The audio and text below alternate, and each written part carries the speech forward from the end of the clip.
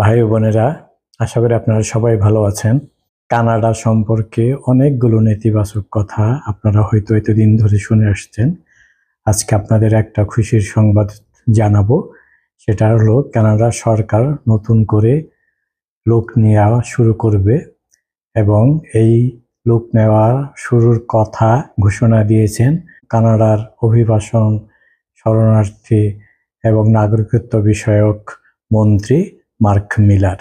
তিনি বলেছেন 2025 এবং 2027 সালের মধ্যে কানাডা বিশ্বের বিভিন্ন দেশ থেকে যারা দক্ষ জনগণ তাদেরকে নেবে, বিশেষ করে যারা অবকাঠামোগত কাজে দক্ষ, মানে কনস্ট্রাকশন কাজে যারা দক্ষ তাদের নেওয়ার জন্য এই মন্ত্রী ফেডারেল সরকারের সাথে আলোচনা করে একটা কমিটি গঠন করবে এবং কি প্রক্রিয়ায় তাদের কানাডায় আনা যায় সে বিষয়ে আলাপ আলোচনা হবে। আশাব্যঞ্জক কথা হলো, কানাডার এই মন্ত্রী নিজেই স্বীকার করেছেন যে কানাডার অর্থনৈতিক প্রবৃদ্ধি অর্জনের জন্য অভিবাসন খুবই দরকার। আর তিনি উল্লেখ করেছেন কানাডা এখন শুল্ক আরোপের মুখে, সুতরাং কানাডার অর্থনীতিকে শক্তিশালী করতে দক্ষ জনগণ খুবই প্রয়োজন। আর তিনি বলেছেন এই দক্ষ জনগণ কানাডার অর্থনীতিতে কিন্তু ব্যাপক অবদান রেখে চলেছে, বিশেষ করে অবকাঠামোগত বিভিন্ন কাজে এবং চিকিৎসা ক্ষেত্রে, পরিবহন সেক্টরেও আপনার অভিবাসীদের কিন্তু ব্যাপক অবদান রয়েছে। এখন এই কনস্ট্রাকশন সেক্টরে অনেক লোকজন প্রয়োজন, কারণ কানাডায় আবাসিক সমস্যায় ভুগছে। কানাডার জনগণের তুলনায় আবাসিক স্বল্পতা রয়েছে, এ কারণে কিন্তু বাড়ি ভাড়া বেড়ে গেছে।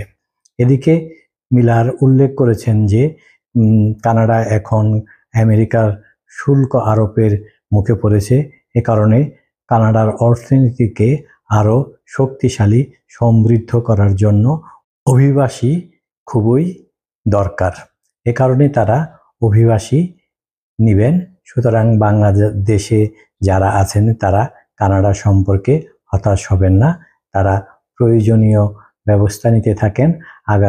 আগামীতে কিন্তু কানাডাতে অবশ্যই বাংলাদেশি নিবে, এমনকি পৃথিবীর যেখানেই বাংলা ভাষাভাষী রয়েছেন তারা কিন্তু কানাডায় আসতে পারবেন।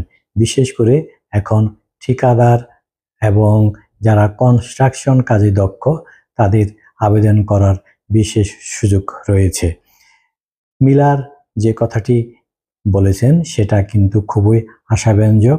তিনি অভিবাসীদেরকে একটি মর্যাদাপূর্ণ স্থান দিয়ে তাদের যে অবদান রয়েছে কানাডার গড়ার ক্ষেত্রে সেটা কিন্তু তিনি স্বীকার করে নিয়েছেন এবং তিনি তার বিবৃতিতে বলেছেন যে অভিবাসী ছাড়া কানাডার অর্থনীতি শক্তিশালী করা সম্ভব নয়।